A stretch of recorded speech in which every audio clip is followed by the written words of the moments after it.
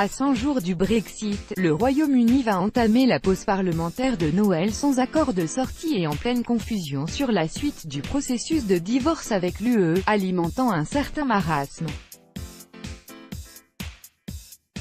La première ministre britannique, qui tient mercredi sa dernière séance de questions de l'année devant les parlementaires, a retardé à la mi-janvier le vote sur l'accord de sortie négocié entre Londres et Bruxelles pendant 17 mois.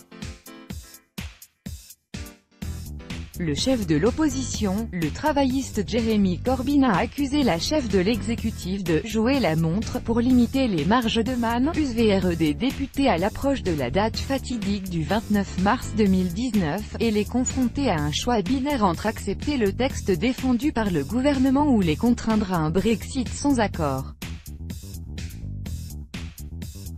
Dans une période de fin d'année habituellement propice au commerce, les ventes reculent chez les commerçants, la probabilité de voir se concrétiser le scénario du « no deal » et les sombres prévisions économiques qui l'accompagnent alimentent les craintes de perdre en pouvoir d'achat. Il y a actuellement une atmosphère pessimiste dans le pays, concède Tom Clarkson, membre de l'Institut de recherche et de sondage Britain Think. Le Brexit est la pire forme de politique. Cela ressemble à Guignol et gendarmes. C'est le genre de politique que les gens détestent. 2 ans et demi après le référendum du Brexit, et à l'issue d'un long processus de négociation avec Bruxelles, l'indécision des dirigeants politiques a engendré une forte frustration dans la société britannique. Quelle majorité? Pour les commentateurs politiques, il est probable que Theresa May perde le vote sur l'accord lorsque celui-ci sera organisé au Parlement. Mais aucune majorité ne semble se dégager en faveur d'un autre scénario. Et sans accord au 29 mars, le Royaume-Uni mettra fin de manière désordonnée à ses 46 ans d'appartenance à l'Union européenne, ce qui pourrait entraîner le chaos dans ses ports et ses aéroports, et ébranler son économie.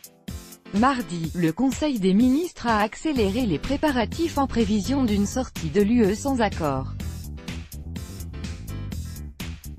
Louer des navires pour assurer l'approvisionnement en provenance du continent ou constituer des stocks de médicaments importés font partie des mesures déjà envisagées ou mises en œuvre. Le ministre de la Défense, Gavin Williamson, a également informé le Parlement que 3500 militaires seraient prêts à intervenir pour soutenir les services gouvernementaux qui en exprimeraient le besoin en cas de difficulté. En dépit de funestes prédictions pour l'économie, certains fervents supporters du Brexit soutiennent une solution en faveur d'une sortie sans accord négocié, sans texte global mais avec certains arrangements précis avec l'UE pour minimiser les perturbations. Prier pour l'unité nationale. À l'inverse, des députés réclament la convocation d'un second référendum pour mettre fin à l'impasse actuelle. Mais Theresa May a constamment rejeté cette éventualité, estimant qu'un nouveau vote minerait la confiance des Britanniques envers leurs institutions. Les Britanniques avaient voté à 52% en faveur du Brexit, lors d'un référendum en juin 2016. Une autre option, mise en avant par plusieurs ministres ces derniers jours, consisterait à soumettre une série de votes non contraignants au Parlement, manière de prendre la température auprès des députés mais qui reviendrait à leur accorder davantage d'influence dans l'élaboration d'une stratégie.